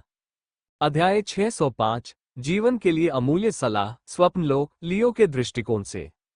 तुम में मेरा खून है, इसलिए मैं मान रहा हूं कि तुम मुझसे ज्यादा अलग नहीं हो, लेकिन अगर मैं गलत हूं तो मुझे सुधार देना। टाइमलेस असासिन ने लियो के कंधों को थोड़ा और कसकर दबाते हुए, स्वप्नलोक के बदलते बादलों की ओर देखते हुए, हल्की मुस्कान के साथ अपनी बात शुरू की। हम ऐसे योद्धा हैं जो लगातार मजबूत होने की प्रबल इच्छा से प्रेरित हैं। मुझे नहीं पता क्यों, लेकिन अपने पूरे जीवन में मैंने सबसे अधिक शांति तभी महसूस की है जब मैं युद्ध के चरम पर होता हूं और मेरे विचार पूरी तरह से जीवित रहने पर केंद्रित होते हैं, क्योंकि केवल उसी क्षण में मैं सबसे अधिक जीवित महसूस करता हूं। टाइमलेस असैसिन ने यह बात साझा की, जिस पर लियो ने सहमति में सिर हिलाया। उन्हें भी बिल्कुल ऐसा ही महसूस हो रहा था। शुरुआत में मुझे कभी समझ नहीं आया कि मुझ में मजबूत बनने की यह तीव्र इच्छा क्यों थी, या फिर मैंने ईश्वरत्व की इतनी अथक खोज क्यों की, लेकिन भगवान बनने के बाद ही मुझे इसका कारण समझ आया। उन्होंने धीरे धीरे सोच समझकर विराम लेते हुए कहा, हम ताकत की तलाश करते हैं क्योंकि रोमांच को बनाए रखने का यही एकमात्र तरीका है। क्या आप जानते हैं कि किसी पुरुष के लिए सबसे दयनीय अंत क्या हो सकता है? किसी पुरुष के लिए सबसे दयनीय अंत तब होता है जब वह अपनी जवानी खो चुका होता है। जब वे काम जो वह पहले आसानी से नींद में कर लेता था, उसके लिए एक दैनिक चुनौती बन जाते हैं। जब नए महत्वाकांक्षी लोग उसे ये दिखाना शुरू कर देते हैं कि वह अपने ही क्षेत्र में बूढ़ा और खत्म हो चुका है, तभी से व्यक्ति की मृत्यु शुरू हो जाती है, और ऐसा तब होता है जब वह वास्तव में अपनी मृत्युशैया के करीब भी नहीं पहुंचता है। टाइमलेस असैसिन ने आत्मविश्वास से भरी आवाज में ये बात कही, तुम अभी जवान हो, लेकिन अब तक तुम नश्वर जीवन की क्षणभंगुरता को समझ चुके हो, और आप समझते हैं कि यदि आप मजबूत नहीं होंगे तो आपका ये शरीर बूढ़ा हो जाएगा और अंततः मर जाएगा। और फिर आप युद्ध के उस रोमांच का पीछा नहीं कर पाएंगे क्योंकि आप में लड़ने की क्षमता ही नहीं रहेगी। आपको शायद अभी तक इसके बारे में पता ना हो, लेकिन अमरता की तलाश करने का एकमात्र कारण ये है कि भीतरी तौर पर आप उस रोमांच को बार बार महसूस करना चाहते हैं। आप खुद को जीवित महसूस करने का अवसर देना चाहते हैं, और इसकी गारंटी देने का एकमात्र तरीका यही है कि आपका शरीर अपनी सर्वोत्तम स्थिति में रहे और आपके हर आदेश का पालन करे। टाइमलेस असैसिन ने अपनी बातें साझा की, और लियो ने उनकी ज्ञान भरी बातों को ध्यान से सुना, मानो वो स्पंज की तरह सब कुछ सोख रहा हो। लेकिन मैं तुम्हें बता दूं बेटे, लड़ाइयां ही तो तुम्हें जीने का एहसास दिलाती हैं। वे आपका पूरा जीवन नहीं है। आपका पूरा जीवन आपके आसपास के लोगों से ही बनता है। वे लोग जो आपके अस्तित्व को अर्थ देते हैं, क्योंकि उनके बिना आप कुछ भी नहीं है। टाइमलेस असैसिन ने लियो की ओर देखते हुए कहा, उसकी निगाहें दयालु और अंतर्दृष्टिपूर्ण थीं। कल्पना कीजिए कि आप केवल उन्हीं ग्रैंडमास्टर्स से घिरे हुए हैं जो आपकी तरह ही शक्तिशाली और प्रतिभाशाली है। क्या तब आपको खास महसूस होगा? क्या तब आपको शक्तिशाली महसूस होगा? तब सत्ता के पीछे भागने का आपके लिए कोई अर्थ रह जाएगा, यदि आपके आसपास के सभी लोग हमेशा आपके समान शक्ति स्तर पर बने रहें? उसने पूछा, जिस पर लियो ने इनकार में अपना सिर हिला दिया। सत्ता एक साधन मात्र थी, एक उपकरण मात्र थी, और अगर अधिक शक्ति प्राप्त करने की चाहत से कोई ठोस उपलब्धि हासिल नहीं हुई, तो यह व्यर्थ थी। बिल्कुल सही, हर जीवित मनुष्य धन, शक्ति और प्रतिष्ठा के पीछे भागता है क्योंकि यही उन्हें दूसरों से अलग करता है, क्योंकि इससे उन्हें भीड़ में अपनी अलग पहचान मिलती है, क्योंकि इससे उनके जीवन को अर्थ मिलता है। लेकिन इसका महत्व केवल इसलिए है क्योंकि अन्य लोग इसे प्राप्त नहीं कर सकते। तो अंत में मैं यही कहना चाह रहा हूं, आप, मैं, हम सभी, हम वास्तव में शक्तिशाली बनने के लिए सत्ता का पीछा नहीं कर रहे हैं। हम एक विजन का पीछा कर रहे हैं, विरासत, कुछ ऐसा जो हमें यह एहसास दिलाता है कि लियो स्काईशॉट जीवित थे और इस तरह उनके जीवन ने उनके आसपास के ब्रह्मांड को बदल दिया। उन्होंने रुककर और बड़ी मुस्कान बिखेरते हुए कहा, बचपन में आप अपनी माँ के लिए जन्मदिन के कार्ड बनाते हैं या उन्हें मुस्कुराने के लिए अपनी पूरी कोशिश करते हैं, क्योंकि बचपन में माँ की वह स्वीकृति, वह खुशी ही आपको खुश महसूस कराती है और आपके जीवन को अर्थपूर्ण बनाती है। लेकिन जैसे जैसे आप बड़े होते हैं और अधिक लोगों से मिलते हैं, धन, प्रतिष्ठा और शक्ति ही आपको वही एहसास दिलाती है। कमरे में सबसे ज्यादा ईर्ष्या का पात्र होने का एहसास बहुत ही शक्तिशाली होता है, जिसे हर कोई पाना चाहता है। लेकिन मैं तुम्हें चेतावनी देना चाहता हूं, बच्चे, आप जिस चीज के पीछे भाग रहे हैं वो बहुत ही सतही है। और जब तक आपको यह एहसास होगा कि मजबूत बनने के लिए अनगिनत घंटे लगाने से आप उन लोगों के साथ बिताने लायक अनगिनत घंटे खो रहे हैं जो आपके लिए मायने रखते हैं, तब तक बहुत देर हो चुकी होगी। पलक झपकते ही आपके सभी प्रियजन या प्रियजन मर चुके होंगे। और जब आप सत्ता के शिखर पर पहुंचकर अंततः अमरता प्राप्त कर लेंगे, तब तक वे लोग जो वास्तव में आप पर गर्व करना चाहते थे, आपके साथ नहीं होंगे और उस पल को संजो कर नहीं पाएंगे। टाइमलेस असैसिन ने ये शब्द कहे और लियो को ये शब्द सुनकर अपना दिल सिहर उठता हुआ महसूस हुआ। उसके माता पिता तो केवल नश्वर मनुष्य थे, जबकि ल्यूक, अमांडा और अमेलिया केवल 100-150 वर्षों तक ही जीवित रहने वाले थे, जब तक कि वे पारलौकिक अवस्था प्राप्त करने में सफल न हो जाएं, जो कि अत्यंत असंभव था। समय की व्यापक योजना के अनुसार, यदि वो वास्तव में सोरोन की तरह हजारों हजारों वर्षों तक जीवित रहे, तो उनके जीवन के उत्तरार्ध में अत्यंत एकाकीपन होना तय था। मैंने केलिथ और सोरोन के पालन पोषण में सख्ती बरती, क्योंकि मेरे लिए मेरे बेटे ही मेरे हमेशा के साथी थे। वे दो व्यक्ति जिनकी मैं ईश्वरत्व प्राप्त करने में मदद करूंगा, ताकि मैं उन पर गर्व कर सकूं और वे अनंत काल तक मुझ पर गर्व कर सकें। लेकिन उस रास्ते में कहीं न कहीं मुझसे एक गलती हो गई, जिसका प्रमाण मेरी मृत्यु में मिलता है। तो अपने जीवन पर पीछे मुड़कर देखते हुए अगर मुझे आपको एक सलाह देनी हो तो वह ये है। इसका मतलब है, अपने आसपास के लोगों को और अधिक महत्व दें। एक दिन आपको उनकी बहुत याद आएगी, इसलिए जब तक आपके पास समय है, उनके साथ बिताए समय का भरपूर फायदा उठाने की कोशिश करें, ताकि आप मेरी तरह अकेले बूढ़े न हो जाएं। अंततः लोग आते जाते रहते हैं, लेकिन विचार अमर रहते हैं। द कल्ट ऑफ असेंशन एक संगठन नहीं, बल्कि एक विचार है। एक ऐसा विचार जिसमें देवता अपनी शक्ति का उपयोग अपने अधीन लोगों पर अत्याचार करने के बजाय उनके अल्प जीवन को बेहतर बनाने के लिए करते हैं। उनके विपरीत जो हमेशा जीवित रहेंगे, जिन मनुष्यों पर वे शासन करते हैं, वे पलक झपकते ही मर जाएंगे। अतः अधिपति होने के नाते यह उनका कर्तव्य है कि वे उन अल्प जीवनों को यथासंभव सुंदर बनाएं। और मैं इस पंथ के लिए बस यही चाहता हूं। इससे कोई फर्क नहीं पड़ता कि यह कितना छोटा या बड़ा होता है, जब तक मेरे लोग खुश हैं। टाइमलेस असैसिन ने अपनी जीवन सलाह को समाप्त करते हुए अपनी गर्दन चटकाना शुरू कर दिया। ठीक है, बूढ़े आदमी के जीवन के बारे में बातचीत यही समाप्त होती है। हाँ। सुनने के लिए धन्यवाद बेटे। अब अगले 10 मिनट के लिए मेरी बारी है आपको कुछ वापस देने की। मुझे बताएं, मैं आपकी कैसे मदद कर सकता हूँ? आप मुझसे किस विषय पर मार्गदर्शन चाहते हैं? आप मुझसे कुछ भी मांग सकते हैं और मैं मना नहीं करूंगा। जब लियो ने उनके सामने गहराई से झुककर प्रणाम किया, तो टाइमलेस असैसिन ने यह प्रस्ताव रखा। आज उन्होंने जो जीवन संबंधी सलाह दी थी, वह लियो के लिए पहले से ही बेहद मूल्यवान थी, क्योंकि इसने उन्हें यह समझने में मार्गदर्शन दिया कि कैसे वह पछतावे से भरे एक कड़वे बूढ़े व्यक्ति न बन जाएं। हालांकि चूंकि उनके पास अभी भी कुछ और सीखने का अवसर था, इसलिए उन्होंने इसका एक भी पल बर्बाद न करने का फैसला किया। यद्यपि मैं आपसे बहुत कुछ सीखना चाहता हूं, महोदय, लेकिन अगर कोई एक चीज है जिसे मैं सबसे पहले देखना चाहता हूं, तो वह आपकी शक्ति का चरमोत्कर्ष है। मैंने इसके बारे में कई कहानियां सुनी हैं, इसलिए मैं इस बार इसे अपनी आंखों से देखना चाहता हूं। मैं देखना चाहता हूं कि हत्यारे के मार्ग का शिखर वास्तव में कैसा दिखता है। उसने अनुरोध किया, और इस अनुरोध को सुनकर टाइमलेस असैसिन की आंखें चमक उठी। ये बोनस अध्याय संरक्षक सनेबुनी द्वारा सुपरगिफ्ट के माध्यम से प्रायोजित है। कृपया टिप्पणियों में इसके लिए उन्हें धन्यवाद दें। अध्याय 606, समझ से परे शक्ति, स्वप्नलोक, लियो के दृष्टिकोण से। तो तुम मेरी शक्तियों का चरम देखना चाहते हो, है ना? कालातीत हत्यारे ने अपनी ठुड्डी को सहलाते हुए हल्की सी हंसी के साथ पूछा। उसकी धूसर आंखें मनोरंजन और धैर्य के मिश्रण से सिकुड़ गईं। मैं आपको दिखाऊंगा, लेकिन मुझे नहीं लगता कि आप अभी जो मैं बताऊंगा उसे समझ पाएंगे। जब तुम सम्राट के क्षेत्र में प्रवेश करोगे और ब्रह्मांड को नियंत्रित करने वाले नियमों के बारे में सीखना शुरू करोगे, तभी तुम उस वास्तविक अर्थ को समझ पाओगे जो मैंने आज तुम्हें दिखाया है। उसने चेतावनी देते हुए कहा और चुटकी बजाते ही अपने हाथ में एक सेब प्रकट कर दिया, जिसकी त्वचा बेदाग लाल थी और बदलते स्वप्न प्रकाश में हल्की सी चमक रही थी। बिना किसी देरी के वह झुका और उसने उसे धीरे से उनके पैरों के पास नरम घास पर रख दिया और एक सौम्य मुस्कान के साथ उसकी ओर इशारा किया। यह असली सेब है, बच्चे, उसने समझाया, ताकि लियो बाद में उसे गलत न समझ ले।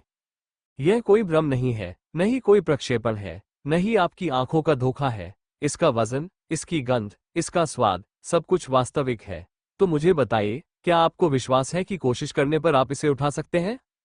लियो धीरे धीरे नीचे झुका। उसकी आंखें सिकुड़ गईं, क्योंकि वह फल का इतनी सावधानी से अध्ययन कर रहा था जितनी सावधानी से वह अपने गले पर तनी हुई तलवार का भी अध्ययन नहीं कर रहा होता। उसने एब्सोल्यूट विजन को सेब के आकार की जांच करने, उसके वक्रों का पता लगाने, घास पर फैली उसकी छाया के तरीके की पुष्टि करने, हल्की मीठी सुगंध के उसकी इंद्रियों को गुदगुदाने के तरीके की पुष्टि करने की अनुमति दी, जिससे ये सुनिश्चित हो गया कि यह वास्तव में वास्तविक था। हाँ, मैं इसे पकड़ सकता हूँ, उसने आत्मविश्वास से कहा। कम से कम मुझे पकड़ने में सक्षम होना चाहिए, जब तक कि आप मुझे जानबूझकर न रोकें। टाइमलेस असैसिन ने मासूमियत भरे अंदाज में अपने हाथ ऊपर उठाए और उसकी मुस्कान हल्की सी और चौड़ी हो गई। ठीक है, आगे बढ़ो, मैं तुम्हें ब्लॉक नहीं करूंगा। उसने लियो को प्रोत्साहित किया जब वो आगे की ओर झुका और सेब को पकड़ने की कोशिश में सावधानीपूर्वक अपना हाथ बढ़ाया। लेकिन फिर एक असंभव घटना घटित हो गई। हालांकि वह सेब को अपनी हथेली की रेखाओं की तरह स्पष्ट रूप से देख सकता था, हालांकि जैसे जैसे उसका शरीर करीब आता गया, उसकी मिठास और भी तीव्र होती गई। हालांकि उसकी छाया अभी भी उसकी उंगलियों के बीच घास की पत्तियों को छू रही थी, उसकी त्वचा किसी भी चीज को नहीं छू रही थी। उसका हाथ केवल हवा को ही छू पाया। सेब उसकी नजर के सामने एकदम सही और ठोस रूप में मौजूद था, फिर भी किसी तरह वह अछूत सा लग रहा था। लियो स्तब्ध रह गया। उसकी भौहें तन गईं और वह पीछे हटकर और भी ध्यान से देखने लगा। साथ ही उसने एब्सोल्यूट विजन को उसकी अधिकतम सीमा तक सक्रिय कर दिया। वो फल निर्विवाद वास्तविकता से दमकता हुआ प्रतीत हुआ, उसका हर विवरण उसकी इंद्रियों द्वारा स्पष्ट रूप से देखा जा सकता था। वह उसे देख सकता था, उसकी गंध महसूस कर सकता था, उस पर विश्वास कर सकता था, लेकिन वह उसे छू नहीं सकता था। क्या? उसने धीमी आवाज में बुदबुदाया, क्योंकि उसकी अंतरात्मा चीख चीख कर कह रही थी कि यह कोई भ्रम नहीं बल्कि कुछ गहरा है, कुछ ऐसा जो उसकी समझ से बिल्कुल परे है। कालजयी हत्यारे ने धीरे से मुस्कुराया, उसका चेहरा शांत था, मानो वो किसी बच्चे को आकाश के आकार को समझने के लिए संघर्ष करते हुए देख रहा हो। फिर से कोशिश करो, बेटे, अगर कर सकते हो तो ले लो, उसने कहा। जैसे ही लियो का जबड़ा कस गया और वह एक बार फिर तेजी से आगे बढ़ा, इस बार उसका हाथ एक आक्रमणकारी सांप की तरह बाहर निकला। एक पल के लिए ऐसा लगा मानो उसकी हथेली उसकी सतह को छू गई हो। स्वप्निल प्रकाश उसके स्पर्श के चारों ओर मुड़ गया, फिर भी वह फिसल गया। सेब उसके स्पर्श करते ही गायब हो गया और एक सांस बाद उसी स्थान पर पूरी तरह से प्रकट हो गया, अछूता, मानो उसका मजाक उड़ा रहा हो। उसके भीतर हताशा उबल रही थी और उसकी बाईं आंख फड़क रही थी। यह वही है, उसने फुसफुसाते हुए कहा। यह असली है। मैं इसके चारों ओर हवा को हिलते हुए महसूस कर सकता हूँ। मैं इसका आकार देख सकता हूँ, तो मैं इसे पकड़ क्यों नहीं पा रहा हूँ? कालजयी हत्यारा फल के बगल में घुटनों के बल बैठ गया। उसकी उंगलियां लापरवाही से फल के तने को छू गईं, मानो लियो को याद दिला रही हो कि यह असली है, जैसा कि उसने कहा था। और फिर मुस्कुराते हुए उसने समझाया, क्योंकि यह अब आपके वर्तमान का हिस्सा नहीं है। झपटना। ये शब्द कहने के बाद उसने आसानी से सेब उठाया, उसे अपने हाथ में घुमाया और फिर हल्के से हवा में उछालकर दोबारा पकड़ लिया। हर हरकत सोची समझी थी, हर कोण बेहद सरल था। मैंने इसके अतीत को नष्ट कर दिया, बच्चे। जिस क्षण तुम इसे छूने वाले हो, उसी क्षण इसका अस्तित्व समाप्त हो जाता है। जैसे ही आप इसे छूते हैं, ये तुरंत गायब हो जाता है। जो बचता है वो उस क्षण का केवल एक अंश है जिसे आप देखने का भ्रम करते हैं, एक सेब जो वर्तमान में लटका हुआ है, लेकिन उससे पहले और बाद के हर पहलू से पूरी तरह से अलग है। इसीलिए आप इसे नहीं ले सकते। आप समय की उस रेखा से इसे पकड़ने की कोशिश कर रहे हैं जो अब इसे धारण नहीं कर सकती। लियो के होंठ खुले, लेकिन कोई शब्द नहीं निकला। जैसे ही उसे एहसास हुआ कि यह गति या भ्रम का मामला नहीं है, बल्कि स्वयं कानून का मामला है, उसका दिल जोर से धड़कने लगा। ये दृष्टि का धोखा नहीं था, बल्कि समय को नकारना था। कालजयी हत्यारे ने सेब को लियो के चेहरे के पास लाया, फिर उसे धीरे धीरे अपनी मुट्ठी में मसल दिया। लेकिन वह टूटा नहीं, उसका रस भी नहीं निकला। इसके बजाय फल उसकी उंगलियों से रेत की तरह घुल गया, टुकड़ों में बिखर गया, जो जमीन पर पहुंचने से पहले ही गायब हो गया। यही मेरी कला का शिखर है, ये तय करना कि समय की धारा में क्या अस्तित्व में रहने की अनुमति है और क्या नहीं। वो फिर से खड़ा हो गया, अपनी हथेलियों से धूल झाड़ते हुए। उसकी निगाहें स्थिर और दयालु थीं, मानो उसने अभी अभी लियो की वास्तविकता की समझ को चकनाचूर न किया हो। तुम सेब को देखते हो, तुम सेब पर विश्वास करते हो, फिर भी तुम सेब को कभी पकड़ नहीं पाओगे, क्योंकि मैंने उसे उन जगहों से काट दिया है जहां तुम्हारे हाथ होने चाहिए। लियो की मुट्ठियां अनजाने में ही भींच गईं, उसकी धड़कन उसके कानों में जोर से सुनाई दे रही थी, और उसने फुसफुसाते हुए कहा, ये शक्ति, इससे कोई लड़ नहीं सकता। कालजयी हत्यारे ने अपना सिर झुकाया और हल्की सी मुस्कान दी। यही तो बात है, बच्चे। जो अस्तित्वहीन है उससे कोई लड़ नहीं सकता। मेरे विरुद्ध लड़ाई न तो शक्ति की है, न गति की, न ही बोध की। ये तो अनिवार्यता के विरुद्ध लड़ाई है, और अनिवार्यता कभी हारती नहीं। लियो का गला सूख गया जब उसे एहसास हुआ कि उसके सामने किस तरह का आदमी खड़ा है। न तो उसकी तलवार की धार तेज थी और न ही उसके कदमों की फुर्ती, जिसने उसे अमर हत्यारे का खिताब दिलाया था। समय की नदी पर यह अकल्पनीय महारत, अस्तित्व की पटकथा को संपादित करने की यह क्षमता ही थी जिसने ये सब संभव किया। हालांकि वो इसे समझ नहीं पा रहा था, लेकिन इसके एहसास ने उसे स्तब्ध कर दिया। बहुत लंबे समय बाद पहली बार लियो ने सचमुच शक्तिहीन महसूस किया, जैसे कि उसे अभी बहुत लंबा रास्ता तय करना है, इससे पहले कि वह वास्तव में सत्ता के शिखर को देख सके। तारांकन नल कालजयी हत्यारे ने धीरे से उसके कंधे पर हाथ रखा। उसकी हथेली की गर्माहट ने उसे सुकून दिया। निराश मत हो, तुम अभी इस शक्ति को नहीं समझ पाओगे। तुम्हें इसे समझने के लिए बनाया ही नहीं गया है। लेकिन जिस दिन तुम सम्राट के दायरे से बाहर निकलोगे और समय के धागे तुम्हारी इच्छा के आगे हल्के से झुकने लगेंगे, तुम्हें ये क्षण याद आएगा, और तब तुम अंततः समझ पाओगे कि मैंने आज तुम्हें क्या दिखाया है। वो पीछे हट गया। उसके आसपास की हवा हल्की सी झुक गई, मानो दुनिया ने ही उसकी उपस्थिति के लिए जगह बना ली हो। तब तक एक ठोस नींव बनाने पर ध्यान केंद्रित करें और हमेशा ऐसे विरोधियों से लड़ने की कोशिश करें जो आपकी वर्तमान ताकत से एक स्तर ऊपर हो। क्योंकि यदि आप उनसे मुकाबला कर सकते हैं, तो उसी स्तर के लोग आपको कभी परेशान नहीं करेंगे। जैसे ही लियो ने अपनी निगाहें नीचे की, उसकी रगों में उत्साह दौड़ रहा था। उसने सलाह दी, क्योंकि उसे एहसास हुआ कि शायद किसी दिन अपनी यात्रा के अंत में वह भी कालातीत हत्यारे के समान समय पर महारत हासिल कर सकता है। अध्याय 607 अंतिम सलाह, स्वप्नलोक। लियो के दृष्टिकोण से बस 5 मिनट और बचे हैं, लड़के, टाइमलेस असैसिन ने कहा। उसकी भूरी आंखें सिकुड़ गईं और उसकी मुस्कान अंतिम और गंभीर दोनों भावों से भर गई। आप मुझसे एक और सवाल पूछ सकते हैं, इसलिए सोच समझ कर पूछें, उसने कहा, और लियो का गला सूख गया, लेकिन उसने जरा भी समय बर्बाद नहीं किया। मैं जल्द ही ट्रांसेंडेंट टियर पर पहुंचने वाला हूं। आपके अनुसार वहां पहुंचने के बाद मुझे किन चीजों पर ध्यान देना चाहिए? लियो ने पूछा, जब टाइमलेस असैसिन सोच में डूबे हुए अपनी ठुड्डी को सहला रहे थे। उनका चेहरा अब उनकी बातचीत के दौरान किसी भी समय की तुलना में कहीं अधिक गंभीर था, मानो वह न केवल यह विचार कर रहे हों कि क्या कहना है, बल्कि यह भी कि क्या नहीं कहना है। काफी देर की चुप्पी के बाद आखिरकार उसने सिर हिलाया। परमेश्वर के स्तर पर आप केवल एक नश्वर प्राणी नहीं रह जाते, फिर भी आप वास्तव में भगवान बनने की राह पर भी नहीं होते। ये पुल का वो स्तर है, वह नींव जिस पर सम्राट और अर्ध देवता टिके होते हैं, और भले ही आपको आगे बढ़ने की जल्दी हो, आपको याद रखना चाहिए कि एक कमजोर नींव उसके ऊपर की संरचना को नष्ट कर देती है। वो और करीब आया, उसकी आवाज पत्थर की तरह स्थिर थी।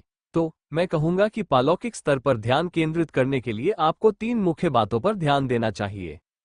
उसने एक उंगली उठाई। सबसे पहले, अपनी शारीरिक और मानसिक सीमाओं को उनके चरम तक ले जाएं। अधिकांश योद्धा पदोन्नति में जल्दबाजी करते हैं, यह मानते हुए कि आरोहण की गति ही शक्ति है, लेकिन सच्चाई ये है कि जो लोग रास्ते में खुद को खोखला कर लेते हैं, वे अक्सर उच्च लोकों का भार पड़ने पर बिखर जाते हैं। ट्रांसेंडेंट में मैं कहूंगा कि आपको खुद को परखना चाहिए। अपनी आत्मा के हर हिस्से, हर नस, हर धागे को तब तक कसे जब तक वह दर्द और विकास से भर न जाए। यदि आप शिखर पर पहुंचना चाहते हैं, तो आप अपने किसी भी पहलू को अपरिष्कृत नहीं छोड़ सकते। उसने दूसरी उंगली उठाते हुए कहा, दूसरा, दिखावे के बजाय बहुमुखी प्रतिभा को प्राथमिकता दें। ऐसे कौशल सीखें जो आपको युद्ध में कार्यक्षमता, अनुकूलनशीलता और अप्रत्याशितता प्रदान करें, और उन तकनीकों के प्रलोभन से बचें जो केवल एक संकीर्ण उद्देश्य की पूर्ति करती हैं, क्योंकि उच्च स्तरों पर ऐसे कौशल किसी वास्तविक उद्देश्य को पूरा नहीं करते हैं। मोनार्क स्तर से आगे सभी लड़ाइयां नामित तकनीकों से नहीं, बल्कि स्वयं कानूनों से लड़ी जाएंगी। आग के नियम, गुरुत्वाकर्षण के नियम, समय के नियम, चालों का महत्व खत्म हो जाएगा। केवल वही कौशल मायने रखेंगे जो आपकी शैली में सहजता से ढल जाएं, आपकी स्वाभाविक लय को निखारें, न कि आपको किसी कठोर सांचे में बांध दें। इसलिए अपनी नींव बनाते समय केवल उन्हीं कौशलों को सीखें जो आपके पूरक हों और आपको अधिक बहुमुखी प्रतिभा प्रदान करें, न कि उन चालों को जिन्हें आपको युद्ध के दौरान उपयोग करने के लिए सक्रिय रूप से तैयार करना पड़े। अंत में उन्होंने तीसरी उंगली उठाई। उनके चेहरे के भाव नर्म पड़ गए, और उनके शब्दों में साधारण सलाह के बजाय एक उपहार का भाव झलक रहा था। और तीसरा, सबसे महत्वपूर्ण, जब आप जागें तो सोरोन के पास जाएं। उनसे सम्राट का दमन मैनुअल नामक ध्यान पुस्तिका मांगें। इसे अपने मूल लक्ष्य के रूप में अपनाएं, क्योंकि आपने पहले ही आभा के बुनियादी चरणों में महारत हासिल कर ली है। इससे आप न केवल दूसरों के चारों ओर मौजूद आभा को महसूस कर पाएंगे, बल्कि उसे नियंत्रित करने की क्षमता भी प्राप्त कर लेंगे। यदि आप इसमें महारत हासिल कर लेते हैं तो आप अपनी तलवार उठाए बिना ही सेनाओं के दिलों को कुचल सकेंगे और सम्राटों के साहस को उनके वार करने से पहले ही खामोश कर सकेंगे। इसे सीखना कठिन होगा, असहनीय रूप से कठिन होगा, लेकिन एक औसत योद्धा और एक असाधारण योद्धा के बीच यही अंतर है, नियंत्रण। यदि आप ऑरा पर महारत हासिल कर लेते हैं तो आप युद्ध शुरू होने से पहले ही उसकी दिशा तय कर सकते हैं। इसलिए ट्रांसेंडेंट स्टेज पर मेरा मानना है कि यही आदर्श परिणाम है। लियो का दिल तेजी से धड़क रहा था, हर शब्द उसके मन में धर्मव्रत की तरह अंकित हो गया था और वो उसे याद करने की कोशिश कर रहा था। तुम एक प्रतिभाशाली लड़के हो, तुम मुझे मेरे बेटों केलित और सोरोन की याद दिलाते हो, जब वे छोटे थे और भूख से भरे हुए थे। उसने हाथ बढ़ाने से पहले कहा और लियो के बालों को ऐसे सहलाया जैसे वो कोई शरारती बच्चा हो। अगर मैं अब भी जीवित होता तो मैं तुम्हें अपने संरक्षण में लेकर स्वयं तुम्हारा मार्गदर्शन करता, लेकिन मैं जीवित नहीं हूं, इसलिए मैं तुम्हें अपने ज्ञान के ये अंश दे रहा हूं, इस आशा के साथ कि तुम इन्हें संजो कर रखोगे और इनका उपयोग अपने जीवन में आने वाली कुछ बाधाओं से बचने के लिए करोगे, ताकि तुम सबसे शक्तिशाली बन सको। जैसे ही टाइमलेस असैसिन ने वे शब्द कहे, उनके आसपास का स्वप्नलोक कांपने लगा। दुर्भाग्यवश उनका साथ समाप्त हो गया। जब तुम जागोगे, कालजयी हत्यारे की आवाज एक प्रतिध्वनि की तरह गूंजती रही, कोमल होते हुए भी लियो की हड्डियों में गूंज उठी। सोरन को बताना, मेरे बेटे को बताना कि उसका पिता उस पर गर्व करता है, और मैं उस दिन का इंतजार कर रहा हूं जब वह मुझे अपने जीवन की कहानी अपने मुंह से सुनाएगा। उसने कहा। जैसे ही सपना पूरी तरह चकनाचूर हो गया, हरे भरे खेत और नीला आसमान सफेद रंग की एक लहर में घुल गए और सोरोन के खजाने के कमरे के अंदर लियो की आंखें एक बार फिर खुल गईं। क्या हुआ? क्या उसने तुमसे बात की? चार्ल्स ने जागते ही उत्सुकता से पूछा, मानो अगर लियो ने जवाब देने में एक पल की भी देरी की तो वो उससे जवाब निकलवाने के लिए तैयार हो। सांस लियो ने एक लंबी स्थिर सांस छोड़ी, उसकी छाती ऊपर नीचे हो रही थी मानो सपना अभी भी उसके फेफड़ों में बसा हो, और अंत में उसने हल्के से सिर हिलाया। हाँ, उसने धीमी आवाज में स्वीकार किया। उसकी आवाज में विस्मय और थकावट दोनों झलक रही थी। उन्होंने मुझसे बात की, उन्होंने मुझे कुछ अनमोल सबक सिखाए, ऐसी बातें जिन्हें मैं हमेशा याद रखूंगा। और मुझे विदा करने से ठीक पहले उन्होंने सोरोन के लिए एक संदेश भी दिया। वो मुड़ा, उसकी निगाहें अपने सामने विराजमान ईश्वर पर टिक गईं, उसकी आंखें स्थिर थीं, उसकी आवाज दृढ़ थी और उसने अंतिम शब्द दोहराए। उन्होंने कहा, सोरोन को बताना कि उसके पिता को उस पर गर्व है और वह उस दिन का इंतजार कर रहे हैं जब तुम उन्हें अपने जीवन की कहानी खुद सुनाओगे। खजाने के कमरे में वे शब्द गूंजते हुए प्रतीत हुए। सोरोन जहां खड़ा था वहीं जम गया, उसकी कमजोर उंगलियां उसके वस्त्र के किनारे पर कांप रही थीं, उसके पीले होंठ खुले लेकिन कोई आवाज नहीं निकली।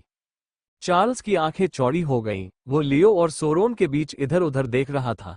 कठोर कमांडर अचानक अपना संयम खो बैठा और सन्नाटा छा गया, गहरा, श्रद्धापूर्ण और अटूट।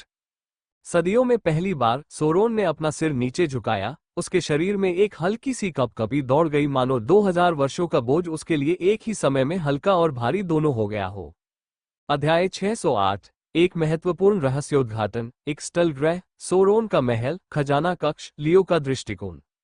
सोरोन को खुद को संभालने में कुछ समय लगा। अपने विचारों को इकट्ठा करते हुए और अपनी भावनाओं को स्थिर करते हुए उसके कांपते हुए हाथ आखिरकार उसकी आस्तीनों में वापस चले गए। मेरे पिता ने तुम्हें तुम्हारे भविष्य के लिए क्या सलाह दी थी? मुझे सब कुछ बताओ, उसने पूछा, और लियो ने बिना कुछ बड़ा चढ़ाकर बताए और बिना कुछ छिपाए सब कुछ सावधानीपूर्वक बताया, जब तक कि अंत में वह सम्राट के दमन नियमावली वाले हिस्से तक नहीं पहुंच गया। तो वह चाहता है कि मैं तुम्हें सम्राट का दमन नियमावली सौंप दूं, है ना? सोरोन ने बुदबुदाते हुए कहा। उसकी भौहें तन गईं और उसकी आवाज अविश्वास से भर गई। यह अजीब है, वाकई बहुत अजीब है। उसे यह बात लगभग हास्यास्पद लगी कि उसके पिता चाहते थे कि वह एक ऐसी नियमावली को, जिसे सोरोन स्वयं केवल अर्धदेवता स्तर पर ही महारत हासिल कर पाए थे, एक ऐसे लड़के को सौंप दे जो अभी तक पूरी तरह से पारलौकिक अवस्था में भी नहीं पहुंचा था। क्या आपको यकीन है कि उसने यही कहा था? सोरोन ने फिर से जोर देकर पूछा। उसकी तीखी भूरी आंखें लियो को भेद रही थीं। लेकिन लियो ने जवाब में केवल हल्के से कंधे उचकाए। उसका चेहरा भावहीन लेकिन दृढ़ था और उसने सिर हिलाया। उसने इस दिन से पहले कभी उस नियमावली का नाम तक नहीं सुना था। फिर भी अगर स्वयं टाइमलेस असासिन ने इसे अपना आगे का मार्ग घोषित कर दिया था, तो संदेह की कोई गुंजाइश नहीं थी। तारांकन सांस। सोरोन ने एक लंबी सांस छोड़ी, उसका सिर धीरे धीरे अगल बगल हिलता रहा। अंत में उसने स्वीकृति की एक थकी हुई मुस्कान दी। खैर, मुझे लगता है कि यह असंभव नहीं है। आपने ग्रैंडमास्टर स्तर पर 7-फोल्ड रिवेलेशन कोडेक्स में महारत हासिल कर ली थी, जबकि ऑरा मास्टरी एक ऐसी चीज है जिसे अधिकांश लोग मोनार्क स्तर तक पहुंचने से पहले ही समझ नहीं पाते हैं।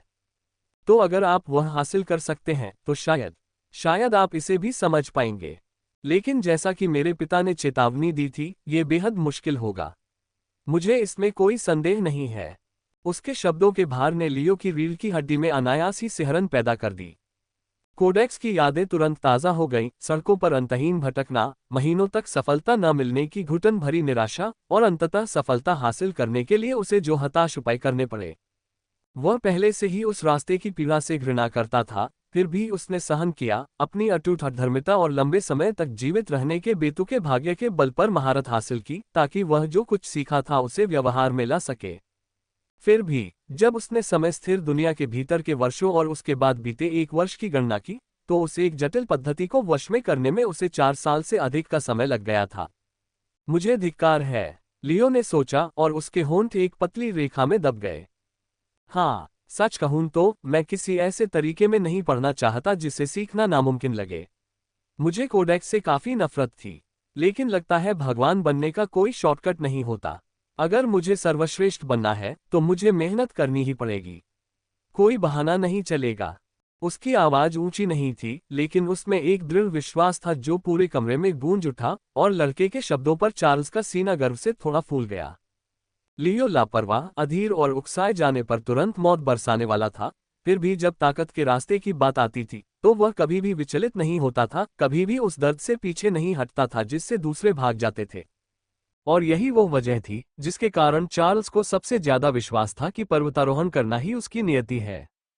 ठीक है, अगर तुम चुनौतियों को जानते हो लेकिन फिर भी उनका सामना करने के लिए तैयार हो, तो मुझे इसे तुम्हें देने में कोई संकोच नहीं है। बस थोड़ी देर यहीं रुको, सोरोन ने कहा, और अपने खजाने के कमरे में इधर उधर देखने लगा। तभी उसकी नजर किताबों की अलमारी पर धूल जमा करती हुई उस नियमावली पर पड़ी। पूफ धूल झाड़ते हुए सोरोन ने मैनुअल को लियो के पास ले जाकर एक हल्की मुस्कान के साथ उसके हाथ में रख दिया। अगर आप इस विधि में महारत हासिल करने में कामयाब हो जाते हैं, तो मेरे भाई और मेरे बाद आप इस विधि में महारत हासिल करने वाले पहले व्यक्ति होंगे। यह मेरे पिता द्वारा लिखा गया है, और यह उन तरीकों में से एक था जिन पर उन्हें बहुत गर्व था, सोरोन ने कहा, और अब उन्होंने यह विरासत लियो को सौंप दी है। मैं इसे पूरी तरह से सीखने की पूरी कोशिश करूंगा। लियो ने इसे अपने स्टोरेज रिंग में रखने से पहले कहा। तभी चार्ल्स ने उसके कंधे पर हल्के से थपथपाया और उसे खजाने के कमरे से बाहर निकलने का इशारा किया। सिर हिलाते हुए लियो बाहर जाने लगा। तभी सोरोन ने उसे याद दिलाया कि उसे जल्द ही ओरिजिन मेटल उसे सौंपना है। धातु की पटिया जल्द से जल्द मेरे पास लाओ, या तो इसे चार्ल्स को सौंप दो या सीधे मेरे पास लेकर आओ। मैंने कभी नहीं सोचा था कि मैं अपने जीवन के इस पड़ाव पर किसी साहसिक यात्रा पर जाऊंगा, जबकि मेरे पास मुश्किल से 2-3 शताब्दियों का जीवन बचा है, वह भी तब जब मैं अत्यधिक परिश्रम न करूं। हालांकि एक नए मूल के ब्लेड को परिष्कृत करने और उसका उपयोग बदला लेने के लिए करने का प्रलोभन इतना लुभावना है कि इसे छोड़ना मुश्किल है। मुझे इस मौके का 2200 साल से इंतजार था, और अब जब यह आखिरकार आ ही गया है, तो मैं इसे चूकने का जोखिम नहीं उठा सकता, सोरोन ने याद दिलाया, जिस पर लियो ने सहमति में सिर हिलाया। चार्ल्स को सौंपने से पहले उससे पहले क्योसेब्रिंगर से धातु वापस लेनी होगी, लेकिन इसमें ज्यादा समय नहीं लगेगा। वह जल्द ही क्योसेब्रिंगर के जुक्स्टा आने की व्यवस्था कर सकता है, और फिर सत्ता हस्तांतरण हो सकता है। कदम कदम जैसे ही तीनों घुमावदार सीढ़ियों से वापस ऊपर चढ़ने लगे, सोरोन ने एक लंबी आह भरी और उन्हें ब्रह्मांड में हुए एक नए घटनाक्रम के बारे में बताया, जिसके बारे में वे दोनों अब तक निश्चित रूप से अनजान थे। सु वंश के देवता सु रेन की मृत्यु हो गई है। कुछ दिन पहले कैलिथ ने उनकी हत्या कर दी थी, और जल्द ही सु परिवार साम्राज्य को विभाजित करने के लिए रक्तपात शुरू हो जाएगा। यह मेरे लिए पंथ के इलाके से चुपके से निकल जाने का एकदम सही मौका होगा। मुझे संदेह है कि न्यायप्रिय गठबंधन अगले कुछ महीनों तक कोई बड़ा कदम नहीं उठाएगा, सोरोन ने कहा, और लियो और चार्ल्स दोनों बीच रास्ते में ही रुक गए। सोरोन द्वारा बताई गई इस आकस्मिक खबर से उनकी आंखें सदमे से चौड़ी हो गईं। सू परिवार का देवता मर गया है। चार्ल्स ने दोहराया, मानो उसे विश्वास ही नहीं हो रहा था कि सोरोन ने इतनी महत्वपूर्ण जानकारी को इतने लंबे समय तक कैसे छिपाए रखा। अध्याय 609 सू कबीले में दहशत। क्या सू परिवार के देवता की मृत्यु हो गई है? चार्ल्स ने अविश्वास से भरी आवाज में पूछा, जबकि सोरोन ने केवल सिर हिलाया, उसके चेहरे पर कोई भाव नहीं था। हाँ, मुझे लगता है कि उन्होंने उसे एक उदाहरण के तौर पर पेश किया। सार्वभौमिक सरकार का विरोध करने की कीमत क्या होती है, इसका एक उदाहरण। इस वर्ष के सर्वदेव शिखर सम्मेलन में 6 महान कुलों ने धर्मी गठबंधन से स्वतंत्रता चाही, लेकिन उन्हें यह नहीं मिली। इसके बजाय सू रेन की मृत्यु हो गई और अब सू परिवार की जमीनों को अन्य भूखे भेड़िए हड़प लेंगे। यह एक त्रासदी है, लेकिन सू रेन के साथ जो होना ही था वही हुआ। सोरोन ने समझाया और लियो और चार्ल्स दोनों एकदम चुप हो गए। यह एक बहुत बड़ा घटनाक्रम था जिसके व्यापक वैश्विक निहितार्थ थे। हालांकि अभी तक कोई सार्वजनिक खबर लीक नहीं हुई थी, जिसका मतलब है कि सू परिवार के देवता की मृत्यु के बारे में बहुत कम लोगों को पता था। तुम नमो ग्रह को पकड़ने के लिए एक अभियान पर जा रहे हो, है ना? अब जब सू वंश आंतरिक उथल पुथल में होगा तो काम आसान हो जाना चाहिए। अगर तुम सही चाल चलोगे तो तुम्हें जमीन का एक अच्छा टुकड़ा मिल जाएगा, सोरोन ने लियो से कहा, जिस पर लियो ने अन्य ढंग से सिर हिलाया। उन्हें सू कबीले से कोई विशेष लगाव नहीं था और इसलिए उन्हें इस बात की परवाह नहीं थी कि उनके साथ क्या होता है। हालांकि वो सू यांग की परवाह करता था और सोचता था कि क्या वो इस सारी गड़बड़ी से उबर पाएगा। लॉर्ड सोरोन, अगर आप बचे हुए 5 कुल होते तो क्या आप सू परिवार के किसी प्रत्यक्ष वंशज को जीवित रहने देते? लियो ने पूछा, जिस पर सोरोन ने इनकार में अपनी जीभ चटकाए। क्लिक करें। बिल्कुल नहीं, सिर्फ मुख्य कबीले की बात नहीं। मैं सू नाम वाले किसी को भी जीवित नहीं रहने दूंगा क्योंकि वे आगे चलकर और भी समस्याएं पैदा करेंगे, उसने कहा, और उसका जवाब ही लियो को यह एहसास दिलाने के लिए काफी था कि उसका दोस्त शायद गहरी मुसीबत में है। इसी बीच सू परिवार के युद्ध कक्ष के अंदर। सू परिवार के युद्ध कक्ष का वातावरण गंभीर था क्योंकि सम्राट के पद या कमांडर के विशिष्ट पद पर आसीन सू परिवार के सभी योद्धाओं को राजधानी में एक आपातकालीन बैठक के लिए बुलाया गया था। मेज के शीर्ष पर सू परिवार के मुखिया सू तांग खड़े थे। उनके रेशमी वस्त्र पसीने से तरबतर होकर उनके शरीर से चिपक गए थे, मानो उनके कपड़े ही उनके खिलाफ हो गए हों, जबकि उनके कांपते हाथों ने मेज के किनारे को इतनी कसकर पकड़ रखा था कि उनकी उंगलियों के जोड़ सफेद पड़ गए थे। उसकी निगाहें अपने कबीले के एकत्रित अनुभवी सदस्यों के बीच घूम रही थीं। उसकी आवाज कर्तव्य और भय के बीच फंसी हुई थी, क्योंकि उसके सामने कबीले का अतीत, वर्तमान और भविष्य बैठा था। उनमें से कुछ उनके चाचा और चाची थे, सफेद बालों वाले सम्राट जिन्होंने कभी उनका मार्गदर्शन किया था जब वह एक बच्चा था और मुश्किल से ही मन शक्ति का संचार कर पाता था। अन्य लोग चचेरे भाई बहन और उनके बच्चे थे जो अपनी युवावस्था में पहुंच चुके थे। उनकी आंखें तेज और अडिग थीं क्योंकि वे अगली पीढ़ी के नेताओं का प्रतिनिधित्व कर रहे थे। ये साधारण योद्धा नहीं थे, उनमें से प्रत्येक सू नाम का एक स्तंभ था, कुल की चिरस्थायी शक्ति का प्रतीक था। ऐसे अनुभवी योद्धा थे जिन्होंने अनगिनत ग्रहों पर युद्ध लड़े थे और सू की विरासत को सितारों में उकेरा था। लेकिन आज रात सभी की निगाहें सू तांग पर टिकी हुई थीं, न केवल शब्दों की तलाश में बल्कि आश्वासन की तलाश में, जवाबों की तलाश में, आशा की एक किरण की तलाश में कि उनके कबीले की नींव ढहने वाली नहीं है। अंत में सू तांग ने गहरी सांस ली और बोलने से पहले खुद को संभाला। उसकी आवाज लड़खड़ा रही थी, लेकिन सन्नाटा इतना गहरा था कि हर अक्षर पत्थर की दीवारों से टकराकर गूंजता हुआ प्रतीत हो रहा था। पिताजी 2 दिन पहले सर्वदेव शिखर सम्मेलन के लिए रवाना हुए थे, उन्होंने तनाव भरे शब्दों में कहना शुरू किया, और तब से वापस नहीं लौटे हैं।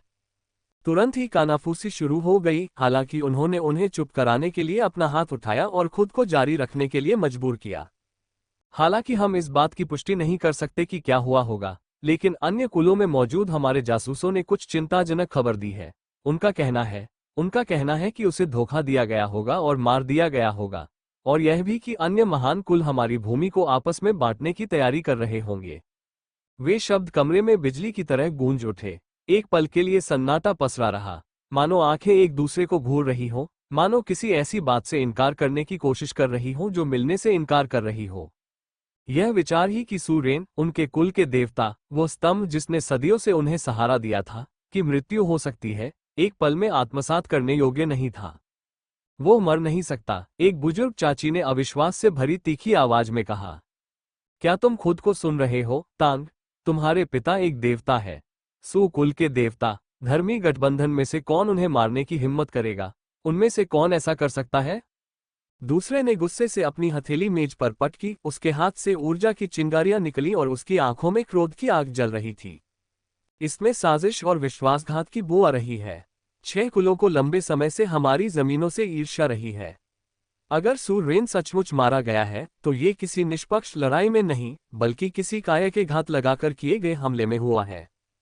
कमरा एक दूसरे पर हावी होती आवाजों से गूंज उठा। अविश्वास धीरे धीरे आक्रोश में बदल गया, क्योंकि पुराने सम्राटों ने अपना आक्रोश जोर जोर से व्यक्त किया।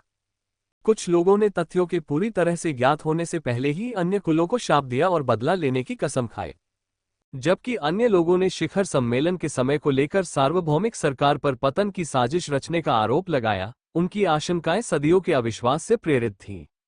सू तांग ने शोरगुल के बीच अपनी आवाज बुलंद करने की पूरी कोशिश की, लेकिन आक्रोश का तूफान जारी रहा। उनके लिए सू रेन सिर्फ एक पिता या नेता ही नहीं थे, वे अमरता के प्रतीक थे, एक ऐसी ढाल थे जो हमेशा उनके और विनाश के बीच खड़ी रही थी। उनकी मृत्यु को स्वीकार करने का अर्थ यह स्वीकार करना था कि सू नाम असुरक्षित था, कि ब्रह्मांड अब उनके झंडे के नीचे नहीं झुकेगा। लेकिन जैसे जैसे मिनट बीतते गए, आक्रोश कम होता गया और उसकी जगह कुछ कहीं अधिक निर्मम भावना ने ले ली। घबराहट। कमरा फिर से शांत हो गया, हालांकि अब यह सन्नाटा पहले से कहीं अधिक भारी और घुटन भरा लग रहा था। सबकी निगाहें मेज पर इधर उधर दौड़ गईं। अब उनमें इनकार या क्रोध के भाव नहीं थे, बल्कि धीरे धीरे इस बात का एहसास हो रहा था कि इसका क्या मतलब है। अब 5 महान कुल उनके खिलाफ एकजुट हो गए थे। इनमें से प्रत्येक की शक्ति अकेले अकेले ही सू कबीले के बराबर है, लेकिन साथ मिलकर वे एक अजेय लहर बन जाते हैं। तभी मेज के बीचों बीच बैठे ग्रह नीमों के कमांडर सूबाल ने आखिरकार चुप्पी तोड़ी। उनकी आवाज स्थिर थी, लेकिन उनके प्रश्न का भार वहां मौजूद सभी लोगों पर भारी पड़ रहा था। अगर खबर सच है, उसने शांत शब्दों में कहा, लेकिन उसकी आंखों में दबी हुई आग जल रही थी, और अगर दूसरे कबीले एक साथ हम पर हमला कर दे, तो हमारा क्या रास्ता होगा? हम यह मानकर नहीं चल सकते कि यह तूफान हमें बख्श देगा। अगर वे सू नाम को मिटाने पर तुले हैं, तो वे तब तक नहीं रुकेंगे जब तक हम में से एक एक को दफना न दिया जाए। उसका सवाल हवा में ऐसे मंडरा रहा था मानो कोई धारदार हथियार हर किसी के गले पर रखा हो। सू तांग ने घबराकर अपने भतीजे की आंखों में देखा, फिर अपने कबीले के स्तंभों के गंभीर चेहरों पर नजर डाली। अंत में कर्कश स्वर में उन्होंने कहा, हमें रणनीति बनानी होगी। ये तय करना होगा कि हम किन ग्रहों की रक्षा करेंगे और वास्तविकता में हम कितने क्षेत्र पर अपना अधिकार बनाए रख सकते हैं। हम ये सोचकर भ्रमित नहीं हो सकते कि हम सब कुछ अपने हाथ में ले लेंगे। 5 शत्रुओं के विरुद्ध तो बिल्कुल नहीं। यदि हम सब कुछ अपने हाथों में लेने की कोशिश करेंगे तो। वह रुका, उसके होंठ ऐसे कस गए मानो शब्द ही जहर हो। तब हम सब कुछ खो सकते हैं। कक्ष में एक बार फिर सन्नाटा छा गया, लेकिन इस बार का सन्नाटा अलग था, असहनीय भय से भरा हुआ। सू कबीले के वयोवृद्ध, जो अपने वंश के सबसे मजबूत और वफादार सदस्य थे, इस डूबते हुए एहसास के साथ एक दूसरे को देखने लगे कि इतिहास ही उनके खिलाफ हो गया है। 2 सहस्राब्दियों में पहली बार सू परिवार के गौरवशाली योद्धाओं ने अपने कंधों पर विलुप्ति की छाया को मंडराते हुए महसूस किया, और उन्हें ये डर सता रहा था कि उनके सर्वव्यापी प्रभुत्व के दिन आखिरकार समाप्त हो रहे हैं। अध्याय 610। हताश उपाय। War room. सू तान के दृष्टिकोण से, जब सभी ने यह मान लिया कि सू रेन की मृत्यु हो गई है, तो किन क्षेत्रों की रक्षा करनी है और किन क्षेत्रों को छोड़ना है, इस बारे में हुई बातचीत सू परिवार के इतिहास का सबसे बड़ा पारिवारिक झगड़ा बन गई। क्या हम अपने 70% क्षेत्र को छोड़ देंगे? एक वृद्ध कमांडर गुस्से से गुर्राया, उसकी मुठियां मेज पर पटक रही थी और उसकी उंगलियों से माना की चिंगारियां निकल रही थी। क्या तुम समझ रहे हो कि तुम क्या कह रहे हो, तांग? मेरी शाखा ने 1200 वर्षों से कैलुन पर अधिकार जमा रखा है। उस ग्रह का हर पत्थर सू के हाथों से बना है, हर नदी सू के खून से सींची गई है। मैं इसे नहीं छोड़ूंगा। तुम्हें लगता है कि केलुन शूरों से ज्यादा महत्वपूर्ण है? एक अन्य कमांडर ने तीखी आवाज में कहा। उसके लाल वस्त्र चमक रहे थे और उसकी आभा भड़क रही थी। मेरे परिवार की अस्थियां उस ग्रह पर दफन है। अगर सू कबीले को पीछे हटना पड़ा, तो बाकी लोग पहले पीछे हटेंगे। शूरों हमारे हाथों में ही रहेगा। कमरा एक दूसरे पर हावी होती आवाजों से गूंज उठा। हर कमांडर अपनी शाखा के ग्रह के लिए लड़ रहा था। हर कोई सदियों से जो कुछ भी उन्होंने संवारा था उसे छोड़ने को तैयार नहीं था। कुछ लोगों ने अपने पूर्वजों के नाम और योगदान का हवाला दिया, कुछ ने रणनीतिक महत्व का हवाला दिया, जबकि कई लोगों ने आहत स्वाभिमान के कारण सीधे तौर पर इनकार कर दिया। अगर हम अपनी सेना को बहुत ज्यादा फैला देंगे तो वे हम सबको मार डालेंगे। वे खास तौर पर मुझे या तुम्हें निशाना बनाने नहीं आ रहे हैं, वे पूरे सू नाम को निशाना बनाने आ रहे हैं। सू तांग ने बीच में ही टोकते हुए कहा। उसकी आवाज ऊंची थी, हालांकि विरोध के तूफान में उसकी आवाज लगभग दब गई। हम हर दुनिया की रक्षा नहीं कर सकते, एक साथ 5 कबीलों के खिलाफ तो बिल्कुल नहीं। हर चीज से चिपके रहना विनाश को न्योता देना है। उसने चेतावनी दी, लेकिन उसके कबीले के लोगों के अहंकार ने उनकी बात अनसुनी कर दी। वे इतनी आसानी से उस चीज को कैसे छोड़ सकते थे जिसे उन्होंने इतने सदियों तक अपने पास रखा था। अब तक वे शासक के रूप में अपनी स्थिति को विशेषाधिकार नहीं बल्कि जन्मसिद्ध अधिकार मानते थे। मेरे आदमी किसी और की धरती पर दुबकने के बजाय तेनलोक की धरती पर खड़े होकर मरना पसंद करेंगे, उनके एक चाचा ने धधकती आंखों से घोषणा की। और आपके नागरिकों का क्या? सू बाल ने कोलाहल के बीच अपनी आवाज बुलंद करते हुए पलटवार किया। क्या तुम उन्हें अपने अभिमान के साथ कत्ल होने दोगे? क्या तुम हर उस पुरुष, महिला और बच्चे को राख में बदलने दोगे जिसने हमारे प्रति वफादारी की शपथ ली थी, सिर्फ इसलिए कि तुम जमीन को नहीं छोड़ सकते? उन्होंने कहा, और उनके इस कथन से भीड़ कुछ पल के लिए शांत हो गई, हालांकि अंदर ही अंदर गुस्सा अभी भी उबल रहा था। चलिए यथार्थवादी बने, हमारे पास कुछ सप्ताह है, शायद 1 महीना, लेकिन इससे ज्यादा नहीं। 5 महान कुलों को अब तक युद्ध की रसद की तैयारी शुरू कर देनी चाहिए थी, और वे जल्द ही अपनी चाल चलेंगे। इसलिए हमारे पास अपनी जमीनों से हर मूल्यवान संपत्ति को लूटने और हर उस अमूल्य प्रतिभा को निकालने के लिए बहुत कम दिन बचे हैं जिसे हम अपने साथ सुरक्षित स्थान पर ले जा सकते हैं। यह आपस में झगड़ने का समय नहीं है। मैं ये बात सबसे पहले कहने को तैयार हूं कि अगर यह कबीले के सर्वोत्तम हित में है तो मैं प्लेनेट नीमो को छोड़ने के लिए भी तैयार हूं। और मेरा सुझाव है कि आप सभी भी ऐसा ही करें। सुबाल ने तर्कसंगत दिखने की कोशिश करते हुए कहा, हालांकि दुर्भाग्य से तर्क से उनके आहत स्वाभिमान को कोई शांति नहीं मिली। जैसे ही उनका भाषण समाप्त हुआ, बहसें एक बार फिर भड़क उठी। कमांडरों ने यह मान करना शुरू कर दिया कि किन ग्रहों को चुना जाएगा, और इस विचार पर आक्रोश से आवाजें उठने लगी कि उनके ग्रहों को सबसे पहले बलिदान किया जाएगा। उंगलियां उठाई गईं, आरोप प्रत्यारोप का दौर चला और जल्द ही युद्ध कक्ष सू वंश के विलुप्त होने के कगार पर खुद को टुकड़े टुकड़े करने की आवाजों से भर गया। सू तान को नेतृत्व का भार हिमस्खलन की तरह अपने ऊपर महसूस हो रहा था। उसके पिता की अनुपस्थिति, कुलों का विश्वासघात, उसके लोगों का अस्तित्व, सब कुछ उसी के कंधों पर टिका था, और उसे निश्चित रूप से पता नहीं था कि क्या करना है। धड़ाम, बस करो, उसकी आवाज पूरे कमरे में गूंज उठी। उसकी हथेली मेज पर पटक दी गई और उसकी आभा की शक्ति बाहर की ओर फैल गई, जिससे कमरा शांत हो गया। उनका चेहरा पीला पड़ गया था, लेकिन उनकी आंखों में कुलपति का अधिकार स्पष्ट रूप से झलक रहा था। हमारे पास बहस करने की ताकत नहीं है।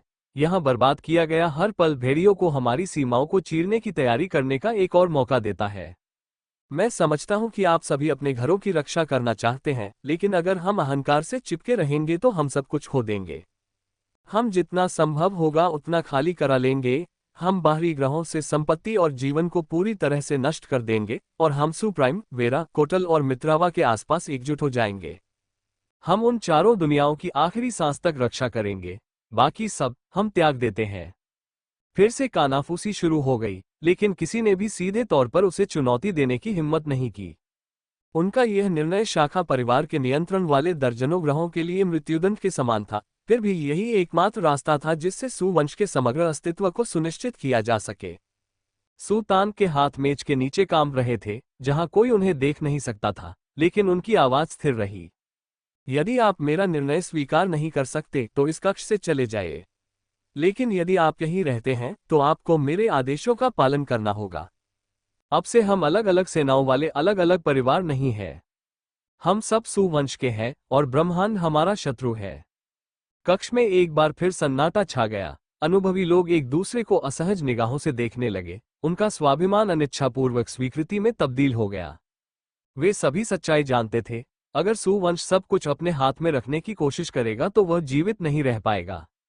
लेकिन उन्होंने जिस चीज को इतने प्यार से बनाया था, उसे छोड़ना कहना आसान था, करना मुश्किल। यदि आपने अपने वंशजों को शिक्षा या प्रशिक्षण के लिए अन्य ग्रहों पर भेजा है, तो उन्हें वापस बुला लें। यदि वे शत्रु क्षेत्र में रहते हैं तो वे अब सुरक्षित नहीं हैं। और कबीले के बारे में आंतरिक खबरें दुश्मन तक पहुंचाने वाले हर ज्ञात जासूस या मुखबिर का पता लगाने के लिए जी जान से मेहनत करें। हम सू वंश के देवता की मृत्यु की खबर जनता को अंतिम दिन तक नहीं बताते हैं, क्योंकि सामूहिक उन्माद हमारे द्वारा उठाए गए हर कदम को बर्बाद कर देगा। अब से हम अकेले हैं, और अब हम धर्मी गठबंधन का हिस्सा नहीं हैं। सू तांग ने अंत में ये कहते हुए आपातकालीन पारिवारिक बैठक समाप्त की।